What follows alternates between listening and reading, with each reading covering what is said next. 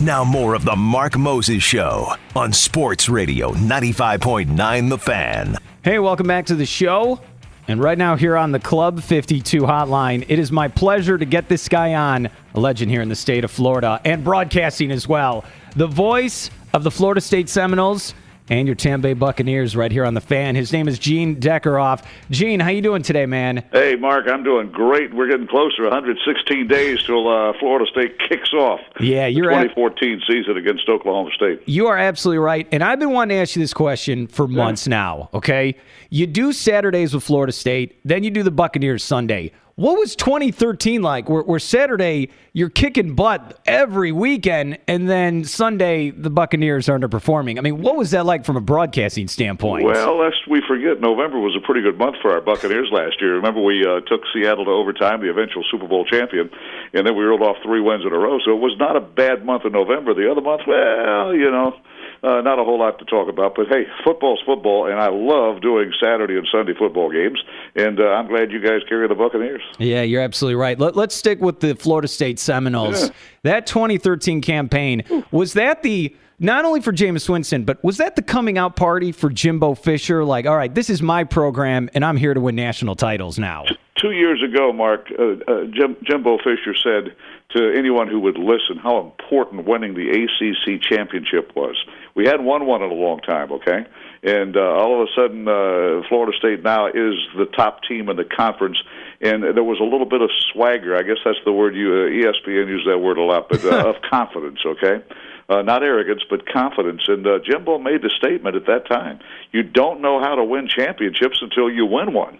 And so the Seminoles won the ACC championship in 2012, repeated in 2013, and then won the BCS championship game. So this team has learned what it takes in the offseason, what it takes during preseason practice, what it takes week in and week out. Jimbo on his Champions Tour that I'm a privilege to be part of. Last night we were in Sarasota, Mark, and Jimbo, he'll point this out every time because I always refer to, and I throw the questions to the coach, and Jimbo answers, but the big win over Clemson.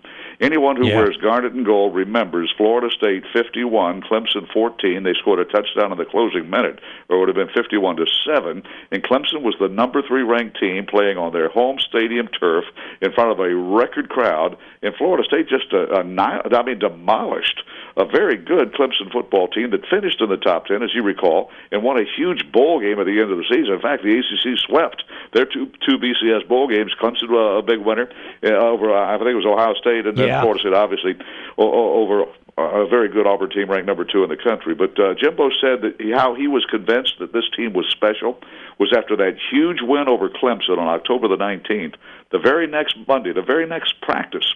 The kids weren't talking about the win over Clemson. They were talking about getting better as a football team. And he knew right then and there that this team was something very special. I always ask him, when did he know, when did he feel that he was coaching a national championship contender? And he makes reference to that game, the win over Clemson a year ago. We get Clemson at home this year, 3rd game of the season, so they'll be having a little bit of revenge on their minds. But they lose their quarterback, they lose 2 of their top receivers, and I can't wait to get Clemson at home. Well, we've had very good success again, but that was the first time FSU had defeated Clemson at Clemson since 2000. Several fans know that, Mark. You may not have known that history, but it's tough to go up there and win. And the Noles, from that point on, were national championship contenders. And hey, the Noles, second in the country, averaging 51.7, 51.9 points a ball game, yet number 1 in the nation defending the score, allowing just 12.1 points a ball game. That's a tough one out of to produce. We're here on the Club 52 hotline with the voice of the Florida State Seminoles and Buccaneers, Gene Deckerhoff. And what about Jameis Winston on the field as a player? I don't want to talk about crab legs. I really don't care. I want to talk about the real thing. You've seen a lot of great players at Florida State, all right, over the years. But this cat shows up and just dominates, like you said, against Clemson, and even the Gators as well. How special a football player is this guy on the field? Well, I mean, stunningly successful as a freshman, the youngest winner of the Heisman Trophy ever. In fact, I think about 4 months younger than Johnny Manziel, who had won it the year before.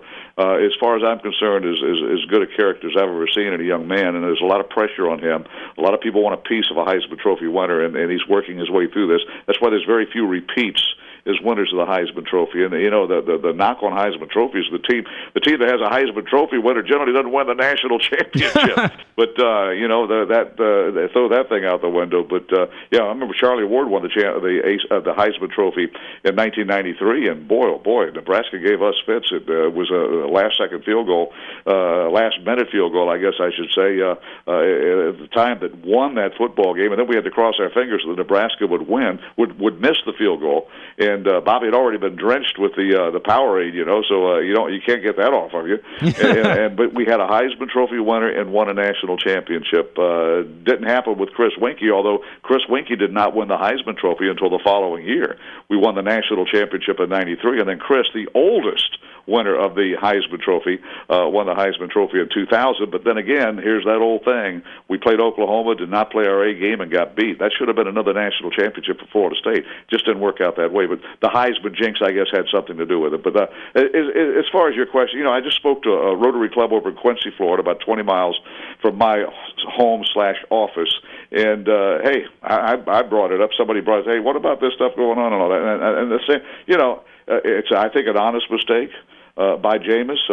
Again, if you shake hands, you talk football, you pose for pictures and do autographs, sometimes you forget things. The funny thing is, and this story needs to be told, is that he ordered the fish, or the crab legs, I guess it is, the crawfish, then went to the store next door to buy chicken wings, and paid for that, then came back to get his seafood, and the rest of the story is, well, whatever you want to read into it. But, hey, I'm strongly behind Jameis Winston. I think the entire Seminole Nation is too, and to me, he's a tremendous young man, a leader in the clubhouse on the baseball team, a leader in the locker room for the football team. And Jameis going to be a sophomore next year. Hey, who knows? After another year, he may not have to go shopping himself. He could hire somebody to do that. Yeah, you're not joking about that. Maybe he could very well be the number one pick in the NFL draft in another year. I take him number. We're talking about a tremendous opportunity to make an awful lot of money and be a tremendous football player at the next level. Hey, Jameis Winston's the real deal. I've never seen a quarterback in scrimmages.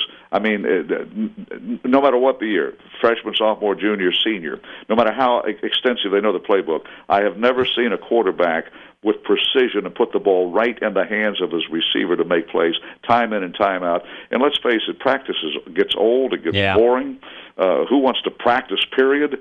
But Jameis Winston plays just as hard in practice as he does in football games, and I'm glad that he will return as the starting quarterback for the Seminoles. I wish he'd play 2 more years, but we'll wait and see on that one. Yeah, you're absolutely right. We're here with Gene Deckerhoff, voice of the Florida State Seminoles and Buccaneers, and you talk about national titles, and I want to ask you this. How satisfying was it to beat Auburn in the SEC in that national title game? Because all they said, 7-8 straight national titles. How satisfying was it for the ACC, and especially you with the Florida State Seminoles, to get that done? Well, it was, number one, there were a lot of conferences around the country and their fan base, and hallelujah, thank the Lord, somebody finally has knocked off the mighty SEC, but there's true irony. When you look at the matchup between Florida State and Auburn, Jimbo Fisher's first assistant coaching job basically was as a running backs coach at Auburn for Terry Bowden.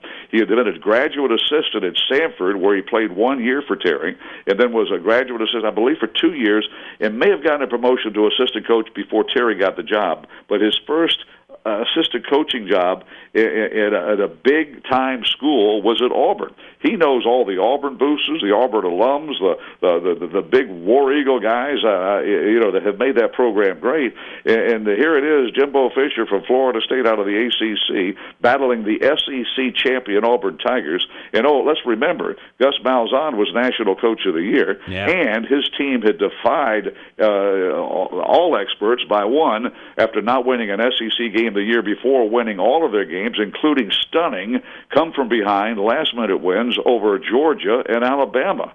And that got Auburn. And Auburn was the Cinderella team with a National Coach of the Year. FSU did not play its A game, by the way, in the first 3 quarters, but they put it together in the fourth quarter. The most exciting fourth quarter of any bowl game that I've ever witnessed.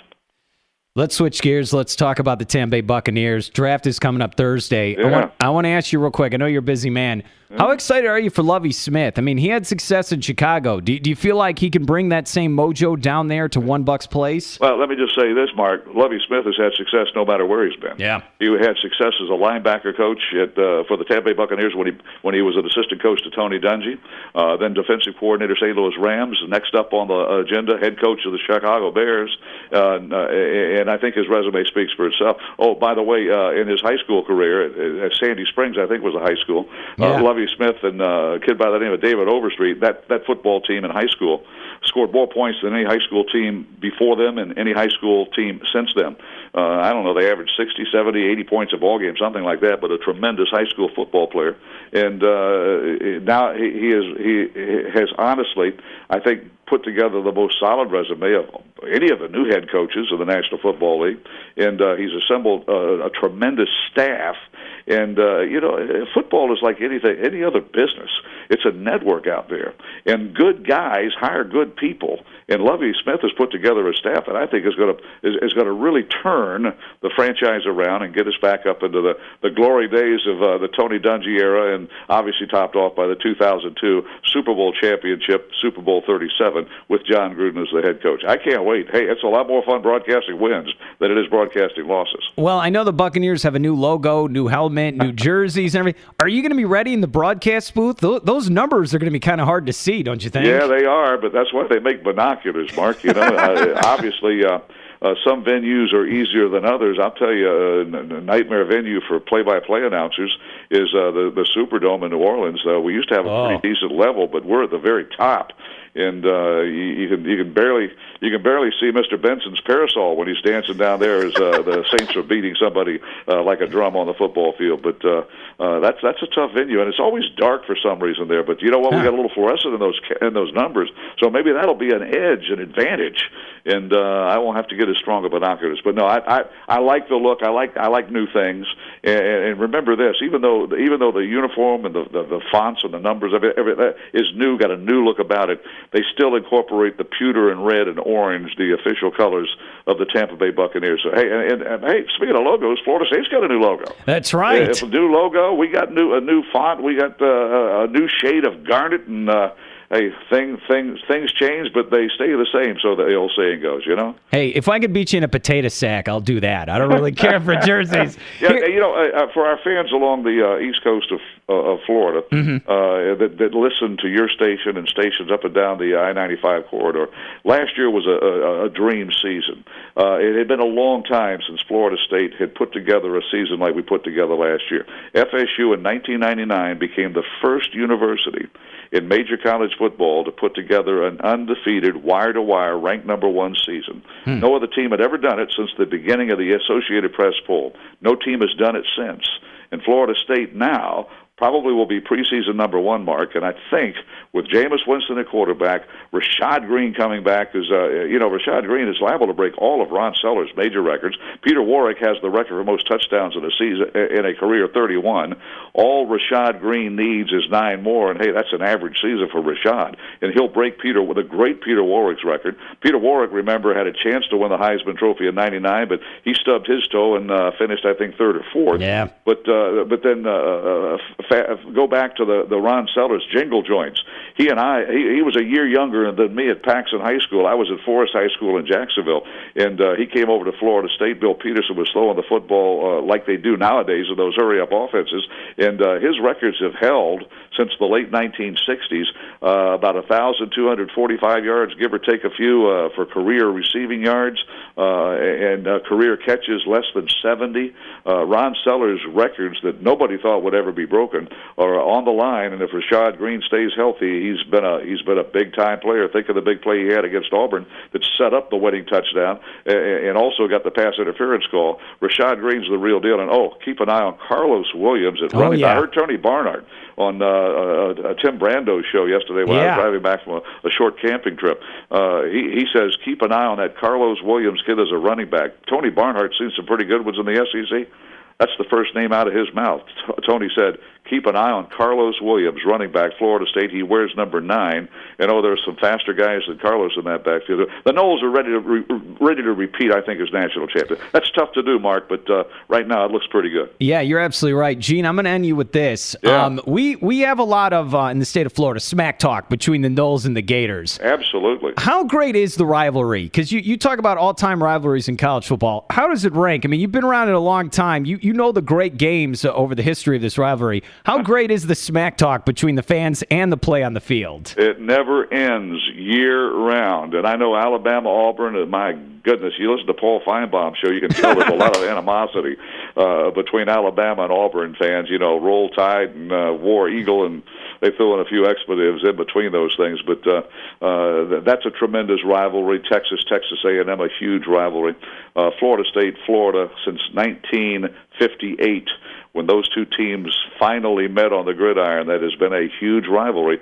Bobby Bowden, when he was named the head coach in 1976, he says, "My job is to beat Florida," and that's exactly what it is. Bobby's the only head coach. Well, I take that back. Jimbo Fisher's 3-1 against the Florida Gators, and Bobby Bowden is prior to that. Bobby was the only head coach in Florida State history to have a winning record. Some great matchups between Steve Spurrier and Bobby Bowden through that decade, and Steve never won in Tallahassee. And every time I see Steve, well, I don't bring that up, but I do bring up the fact that he's a month older than me.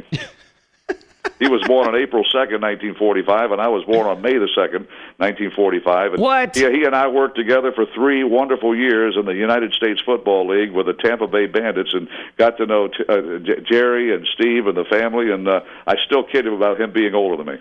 Unbelievable stuff. But it was a great rivalry then, and it's a great rivalry now. Yeah, you're absolutely right. His name is Gene Deckerhoff, voice of the Florida State Seminoles and Buccaneers, and it appears in the USFL as well. What year was this exactly? I want to say 83 through 85, 3 years. Now, that was a spring football league, so I didn't have to get in an RV at 6 a.m. and drive to Tampa to do those games. I had plenty of time to get down to Tampa and back.